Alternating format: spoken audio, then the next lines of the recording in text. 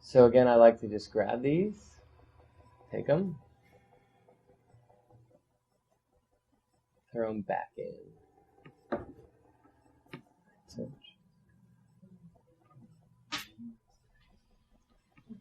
So these are our keywords, and now let's take a look and see what the recommendations are. Vintage designer clothing, relevant?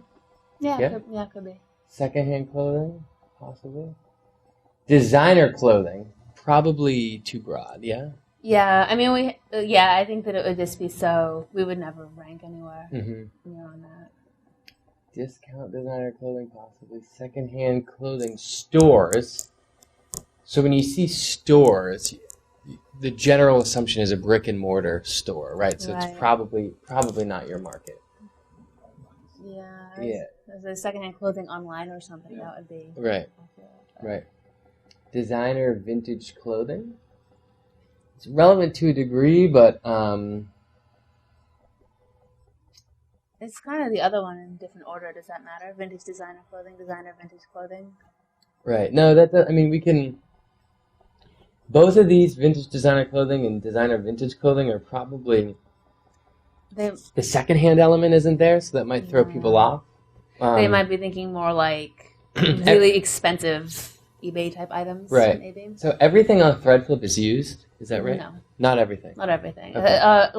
Some of it's also crafty, like people, like one girl does prints on, on like American Apparel shirts. So it maybe like it has more of a vibe of like one-off items or unique items, some of which are designer or vintage, some of which are just people make them themselves. Okay, so let's collect a bunch of these, and when you're, especially during your first round of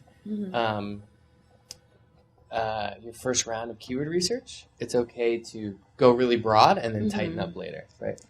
So designer vintage clothing, $74,000 a month is probably too much, right? Designer clothes on sale, probably not, right? Designer wholesale clothing, designer clothes discount, maybe, right? Yeah. Used clothing's probably too broad, but we can keep it for now. Cheap designer clothes? Could be. Retro clothing's interesting. That's a word I hadn't thought to use, but could describe a lot of stuff on the site. There you go. Okay, where's retro? Oh, there it is. Retro. Yeah, and this is a really good tactic to just sort of play around, and you get a lot of ideas for phrases to use. Designer clothes cheap. Designer clothing online. Secondhand designer clothes. Designer clothing discount, maybe. Used clothing online. Interesting one. Cheap designer clothing. Designer discount clothes. Used clothes for sale. Clothing store. And again, this is because your site's kind of unique in that it's a real heavy social play. Not a lot of these might be as relevant, but we'll still go through this process. And sometimes it can be good to inspire different landing page ideas or different pieces of content, right? So, this kind of list can inspire new blog posts for you, different ways to think about. Well, we have different features, for example. So we feature different things regularly. I don't know how that would work. They would probably be only up for 1 or 2 weeks, but I assume that's enough time to temporarily get a ranking if people were searching it or not. How soon does stuff go through Google? It really depends. Usually you can get stuff indexed. I mean, I've had websites get indexed in 12 hours, but sometimes it can take up to a week or two. It really depends. I don't imagine if you only have something up for a few weeks, so it would really be super high up in their chart, because you're not really looking to do that stuff like longer term, right? I guess that's kind of a problem with the commerce aspect of it in general, is sometimes you have stuff and then it sells, and so it's not as if you have these like really long-term permanent pages that you can just kind of optimize for. Yeah. It's like sometimes we have sometimes we'll have some like designer bag or something, and then maybe if someone was searching it, they would like that, but then we won't have it in like 2 weeks. Right.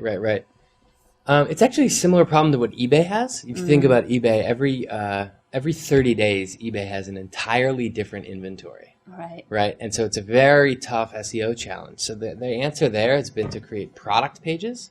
They create these pages that last permanently. Okay. Right. So, for example, when the new 16 gigabyte iPhone comes out or whatever, rather than trying to optimize these auction pages that are constantly turning over, they create a permanent page that never moves. It's a little bit tougher for you because you have individual products that you sell and they go away, you sell and they go away.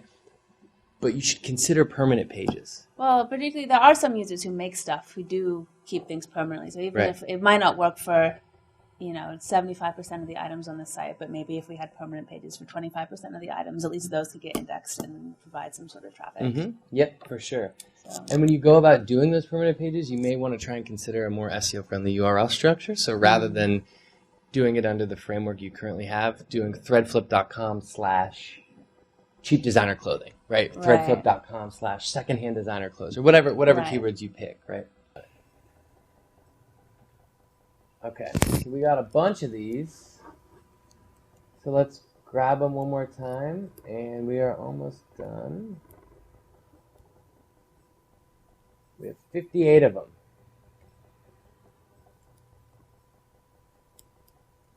So again, we plug it in, we hit search,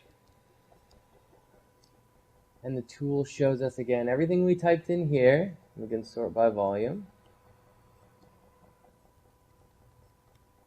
And then it'll give us an additional 100 keywords to work with. So I'll export this now to Excel.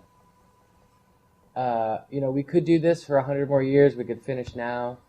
But that's the process. So we download this. So we have our keyword ideas. We open it up.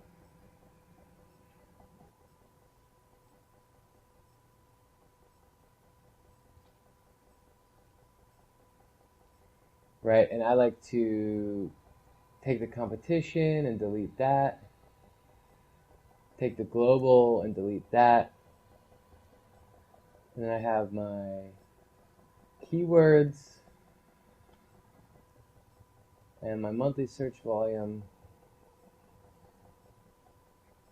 I usually filter and filter largest to smallest.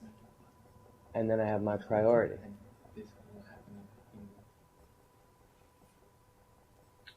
Save as.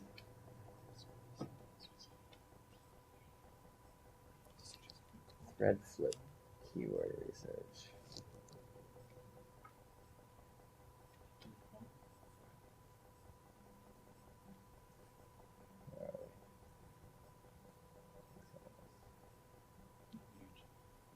And save.